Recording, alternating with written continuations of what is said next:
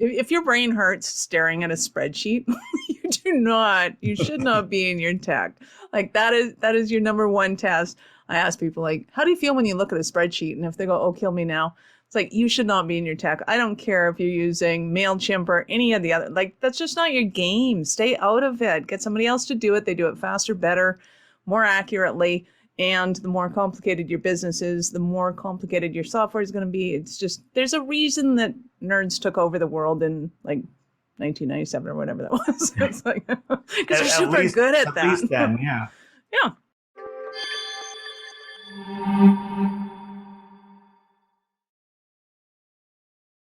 Hello, everybody, and welcome back to the podcast. Chuck Anderson here, and this is the Creative Collaboration Show, where we talk about creative ways to collaborate and partner with other businesses, other entrepreneurs that can help you with more of the things you need done in your business so you don't have to do it all your own. And today I am joined by another amazing guest. And look, if you struggle with anything tech when it comes to your digital marketing, Michelle is definitely who you want to talk to. And we're going to dive deep today into what she does and also how you can, she's got some great collaboration and partnership stories of her own. So please welcome to the show, Michelle Nedelec. Michelle, welcome to the show. Thank you. Thank you for having me. I appreciate it. It's going to be super fun. Yeah, super looking forward to it. So Michelle, that was what I call introduction light. And I always think that it's better that you tell your own story than me try to tell your story in the little bit of time that I've done all my homework and learned as much as I can about you. But tell the folks, who you are, what you do, and I think that's a great place to start from. Nice. What, you don't want to read my bio and get all embarrassed about my stiletto collection and the rest of it? That's awesome. So my name is Michelle Nedelec. If you say my last name quickly, you're probably saying it right. It's all good.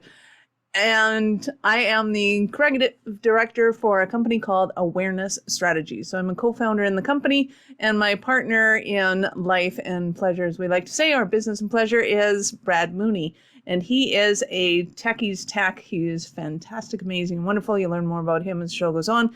And he runs the tech side of the company, which is not my domain. I can talk about tech. As soon as you start talking acronyms, and I kind of go, yeah, that's his job. So we've been doing this for about 5 years. We did a pivot. I used to do personal development training. I was the speaker on stage and teaching people how to change their mindset. I also ran a company called Success Therapy, where we won awards for our work with post-traumatic stress disorder and helping people to change their mindset and live happy, forward-moving lives. And in about 2015 or so, people decided they wanted to do courses online. They didn't want to go live.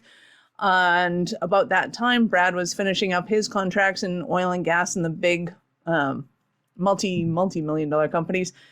And he's like, I'm kind of done the contract thing. And I said, well, why don't we just pivot and do a tech done for you? Because clearly people are having issues with this. This is not as easy as, hey, go set up a website like it was in 1997. So we decided to pivot and run the company with my background in the mind and understanding, how to influence people, how to persuade people, how to be authentic, how to get your message across. It was obvious for me to take over the creative side of things, and obviously for him doing my tech and being the techie that he is, we've now become basically expert to the experts. So people, even in the industry, will refer their clients to us when situations get such that they need somebody that understands the tech even better. So that's what we love to do. I'm happy with people and being on stage. He's happy with a beer and Infusionsoft. It's kind of weird, but it just works. Well, I think somebody has to, especially with Infusionsoft, right? Because it's not the easiest thing in the world to do. Believe me, I've tried, and I have a bit of a techie background. I'm not that techie anymore, but once upon a time, I used to think that I was pretty good at figuring out software, and that one, not so much. So I can totally get like why, a lot of, especially the creative type of people that tend to They have great messages, they have online courses, they have these things, and really wanting, started out of a mission to change the world or change, elevate humanity in some way. And then the tech comes in and like that bang becomes my a head big against the wall. roadblock. Oh my God, it hurts. It hurts. If your brain hurts staring at a spreadsheet, you should not be in your tech. Like that is your number one test. I ask people like, how do you feel when you look at a spreadsheet? And if they go, oh, kill me now. It's like, you should not be in your tech. I don't care if you're using MailChimp or any of the other, like that's just not your game. Stay out of it. Get somebody else to do it. They do it faster, better, more accurately. And the more complicated your business is, the more complicated your software is going to be. It's just, there's a reason that nerds took over the world in like 1997 or whatever that was. It's like, because we're super good at that. At least then, yeah. Yeah. So our whole business model is a collaboration. So it was an interesting foray into it. Well, I love that. And, that's a great partnership is, having someone who's got those strong technical skills, but then also having someone who has the great communication skills. Because after all, a lot of the people that I'm sure you serve, and I know that I've met throughout the my 27 years plus in this industry, is that they have a great message. There's a message, there's a mission, there is some sort of transformation that inspired them to start their business. And really, what would it look like if they just stayed focused on that and didn't, have this big obstacle over here, like trying to figure out the tech or even try to be something they're not, is being very, very techy. And so I love that that's what you do, and help them with that message. And I'm sure you've met some amazing people with messages that, are really life-changing or world-changing. Oh, absolutely. And most people are like, I just want to do my thing. I'm really good at that thing. And the first thing they'll do is go and look for a VA, because that's a really trendy acronym right now. But it really doesn't describe what they need in business. And to me, it's super sad, because even with Infusionsoft, it kind of pains me that they're selling to people that are speakers and authors, but they're not selling them the right package, because it doesn't have the affiliate marketing in it, and it doesn't have the e-commerce in it. And if you're going to sell from stage and you're going to go, hey, get my book and text my book at 1234556, you really do need something like Infusionsoft that has a capacity to be able to do everything you need to do. And you need the team that can run it. And even for us, I mean, we don't have one person that just does Infusionsoft or one person that just does everything. We have a team of people that just do Infusionsoft. We have a team of people that just do WordPress sites. We have a team of people that just do. So they're specialists in their areas, so that we can bring the entire team to you. And for, that one point of contact, you're getting the entire tech team, an entire company, an agency at your disposal to be able to do the things that you need to do. And that's really where this sweet spot of business collaboration comes in, is that you're not going, hey, I'm doing this thing and I want to get it off my plate because I really hate doing this thing. So can you learn this thing? Because I really hate it. It's us coming to you and going, hey, we know what you need to do. So we need this email written. We need that email written. Here's a template. Here's kind of the focus of it. Here's all the stuff we need. Can you deliver that? You say yes or no. And you say no. We say, why not? You go, because I don't have this or that. We go, oh, we have this or that. Okay. So now what do you need? Okay. So now what do you need? So it's a completely different relationship than trying to feed somebody the crap off your plate that you don't want to eat. I mean, don't get me wrong. I love my vegetables, and I ate my sister's vegetables when we were at the table all the time. So I'm totally cool with that. But it makes it much easier when somebody goes, hey, we really need those vegetables off your plate. Can you just scoop them over here? That's awesome. Hey, are you eating that right now? Can we have that? Okay, great. We just take it off your plate so that you end up with the filet mignon or the tofu burger, whatever your jam is. And it makes it so much easier because you're not overwhelmed. You're not stressed out. You're not all of these things that most people in business are when they start to look at, oh, I need an opt-in. I need a form. I need to figure out, like, what's the CRM? How do these people, like, as soon as you start getting into, my website died and it says my SSL something isn't updating. And we just go, yeah, okay, what's your username, password, go in, fix it all, and we're done in 5 minutes. And it would have taken you 3 weeks to figure out what the hell SSL stood for. It stands for super secret login, right? That's right?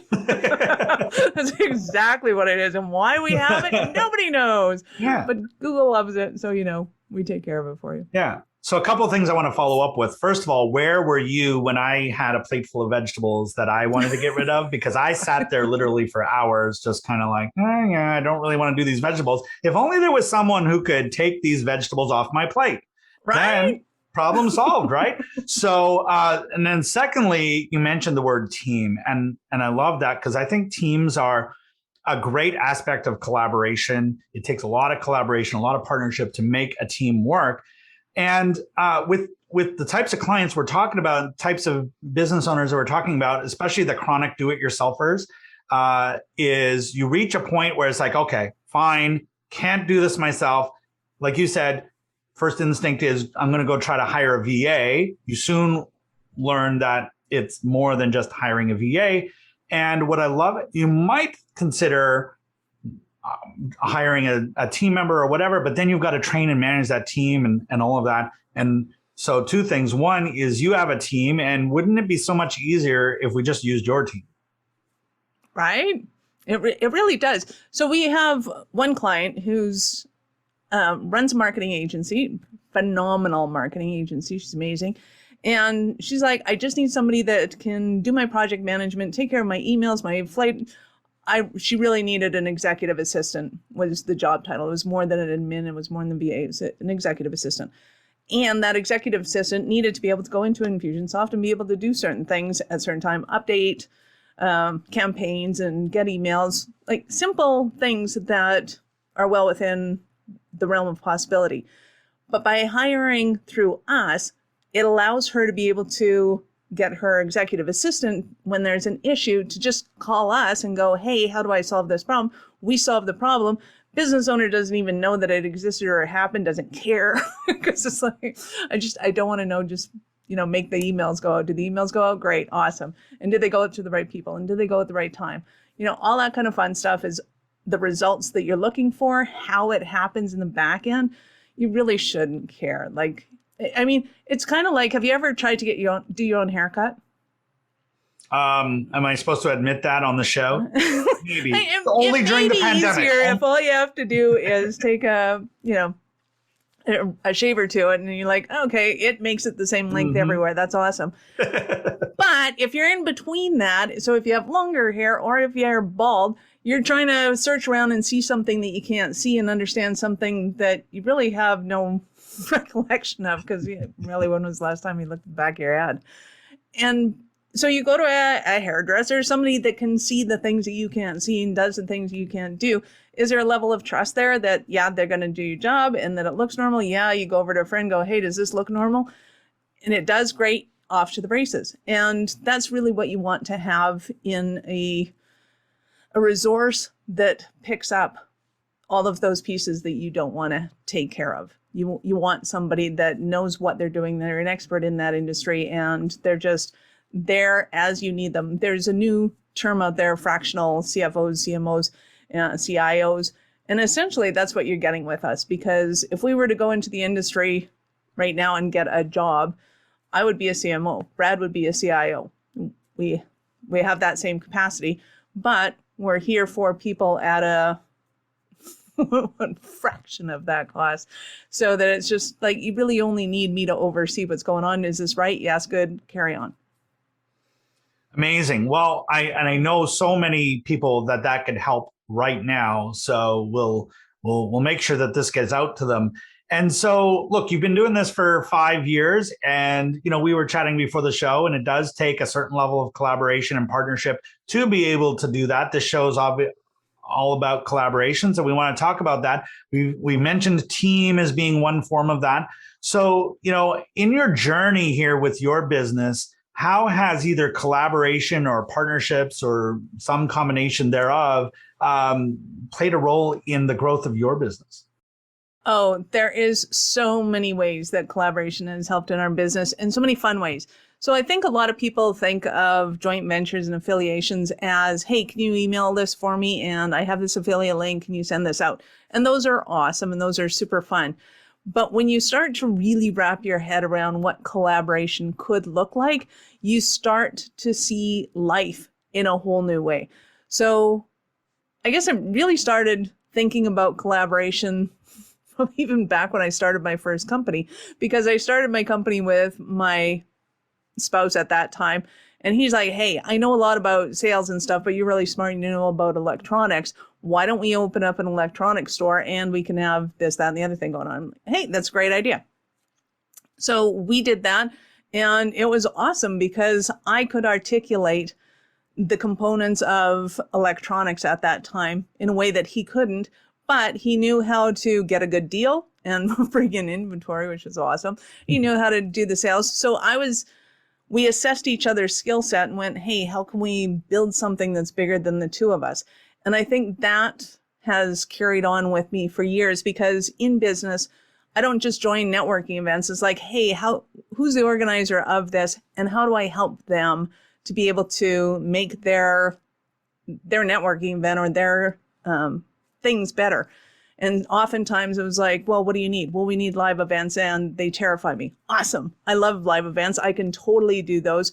I will do those for you as long as I get to, say, hey, I'm the organizer of this. This is what we need for next month in order to be able to help us.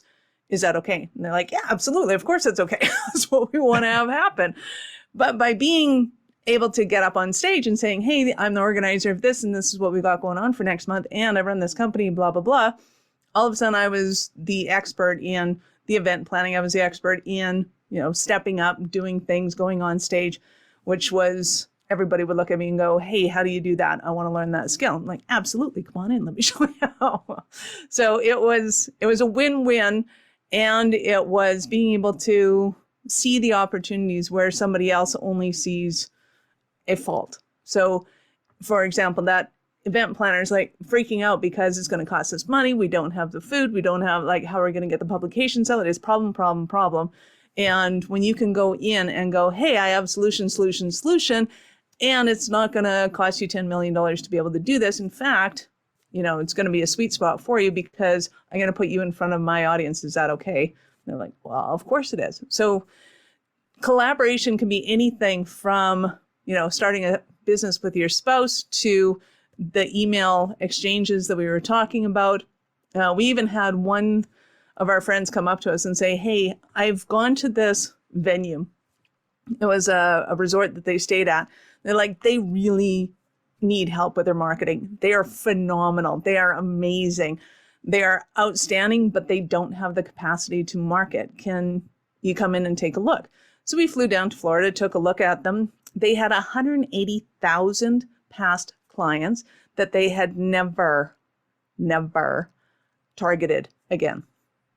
They had never retargeted their past client list. 180,000 of them. It's like, you have some untapped assets here you might want to take advantage of. That's a little bit. Like, right? So we ended up doing a collaboration with our buddy that they knew kind of the inner runnings of that kind of a resort, which we didn't. It was totally foreign to us.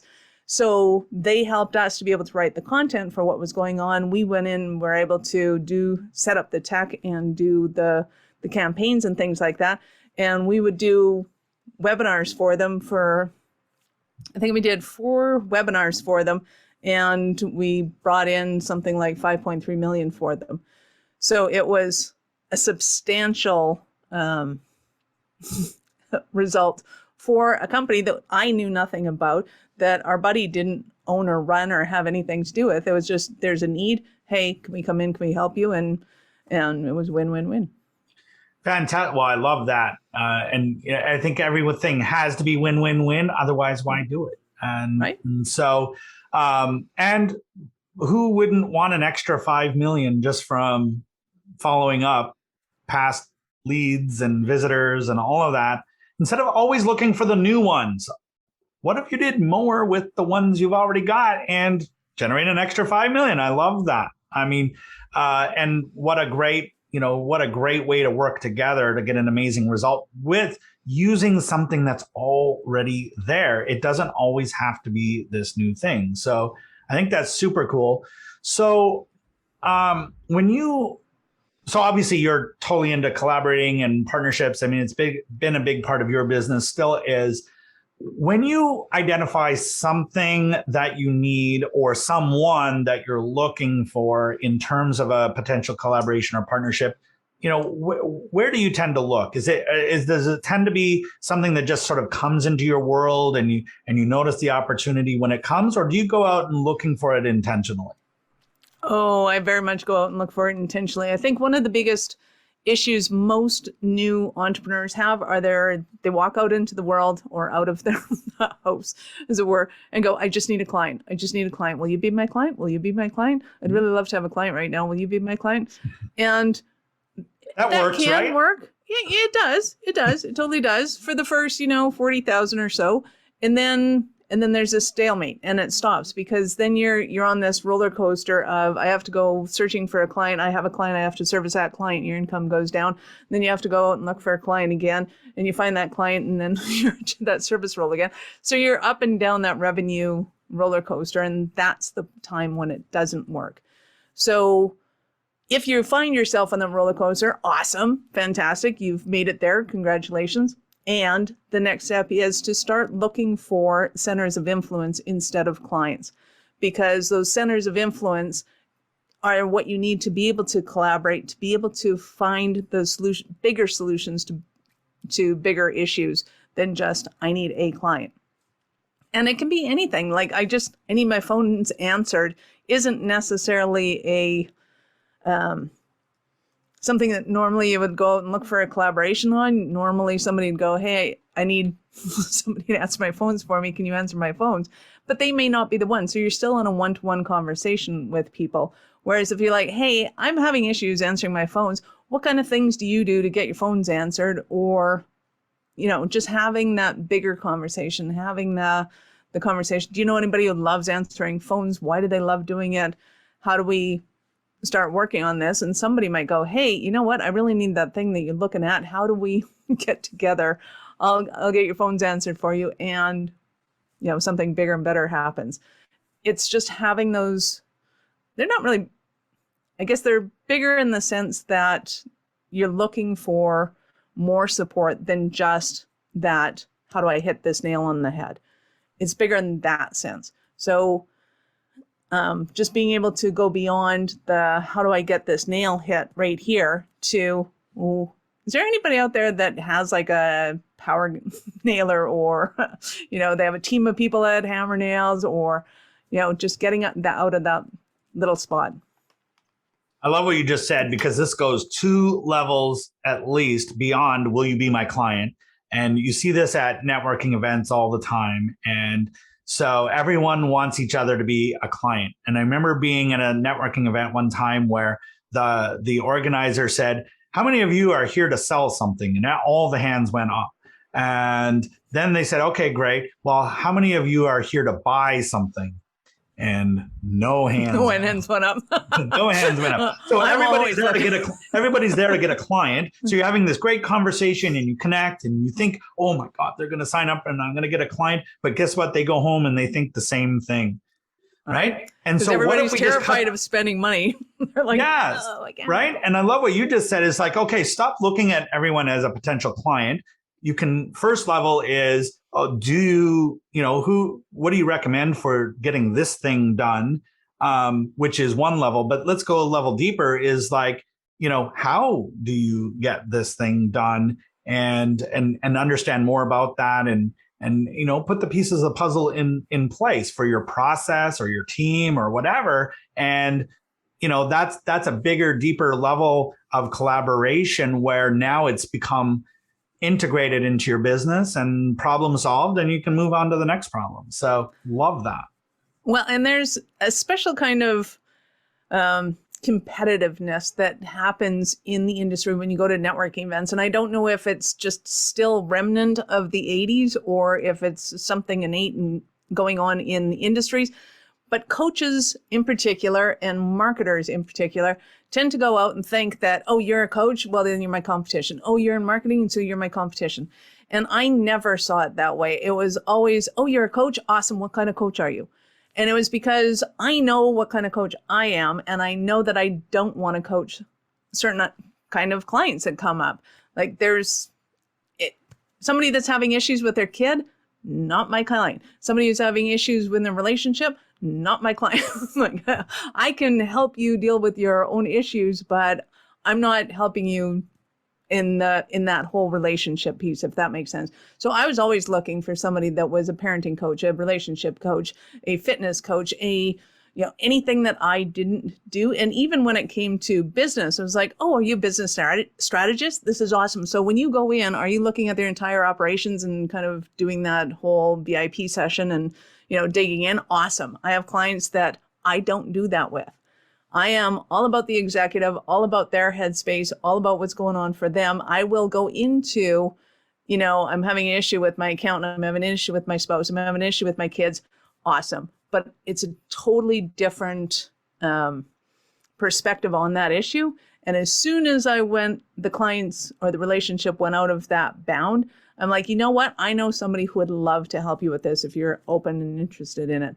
And I can even have that conversation when somebody first comes to me. It's like, I don't know if we're a good fit or not, but I'm totally interested in finding out. Do you mind if I ask you a few questions? We go into the questions. Great. You know what? I'm probably not your gal, but I know a guy named Chuck, and Chuck is phenomenal at the whole parenting thing. I totally think you should go over and talk to Chuck. In fact, you want me to set up that connection for you? And most of the time they'll go, yeah, absolutely. Of course I do. Why would I say no to that? You just, you're the authority on it. Chuck, my problem now. I don't have to reiterate it. I'm going to do that. And that has worked phenomenally well for me. Even if it's just a straight handover, hey, Chuck, take this client. That'd be awesome. To you and I may have an affiliate arrangement and I get paid for all the clients I send you. Even better. I don't have to do any of the work and I get paid for it. I love those. Excellent. I love all of that. And we've covered a lot of ground today, and we've also only scratched the surface. And I know we could probably do a multi-day workshop just like this and teaching so much. So hopefully everyone is getting some really good tips from this. Now, one of the parts of this show, Michelle, is that we want to kind of give everyone that kind of business growth / personal growth type of inspiration as well. And as entrepreneurs, not only do we grow our businesses, but we grow ourselves. So two questions I have for you there. One is, who has been the expert or leader or whatever who is either taught you the most or inspired you the most? And then also, what book do you recommend that entrepreneurs that are our target audience here must read if they're to do anything significant in their business? Great questions. So I have an entire library on personal development and growth. I think one of the first people that influenced us the most was T. Harv Eker.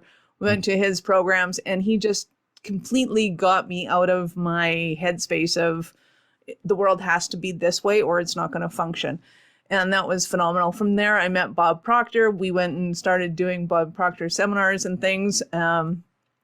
Unfortunately, he recently passed, but his content is fantastic for understanding the laws of success and how we create success. It's not woo-woo. These are laws. Understand the laws, understand how they work. Gravity is not woo-woo.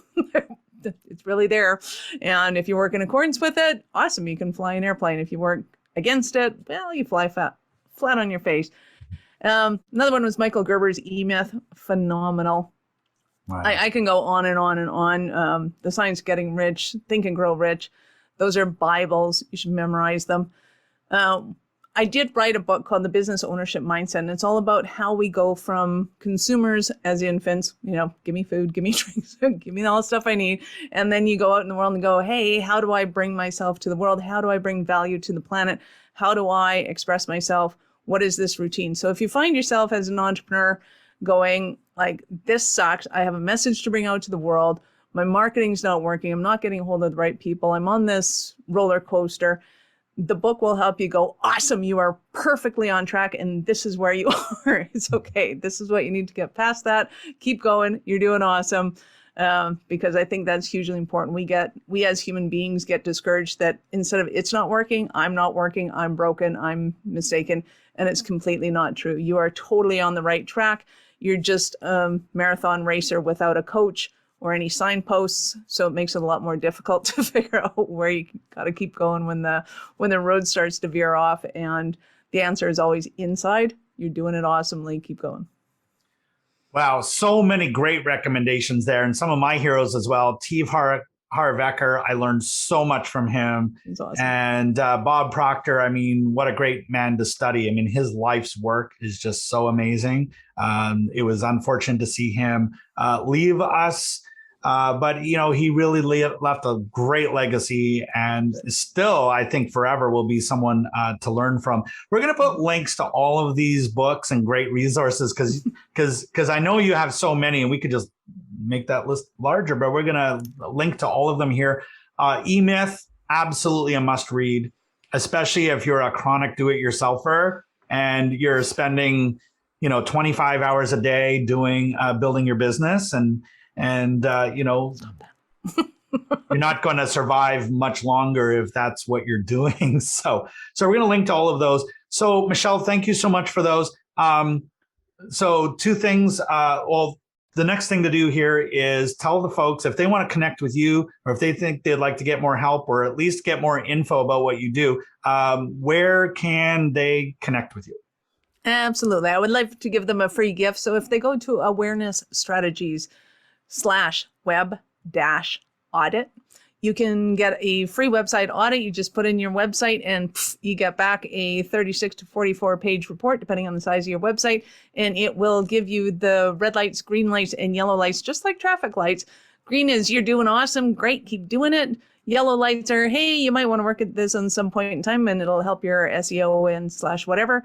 Red lights are things that Google hates and will shut you down for. So you want to pay close attention to those. Make sure that you're not doing the fun things that used to work in the 80s or the 90s and they're not working anymore, because Google will make sure that you're seen by nobody if you're doing those no-nos. So it's a great thing to be able to find out kind of why you might not be ranking on Google, change those things out, and you'll probably notice that your ranking goes up almost immediately. Those, if you're a do-it-yourselfer, you can do it yourself, or you can give it to your marketing department, or you can book a strategy session with me, and I'd love to help you out with it and see what we can do. That would be awesome. And that sounds like a great next step is go get that website audit, because there's the things that you don't know. And that's what's getting you right now, because everybody thinks they know something about Google, or they know something about SEO, or they know something about digital marketing. But it's the things that you don't know. And I love that you've compiled that together.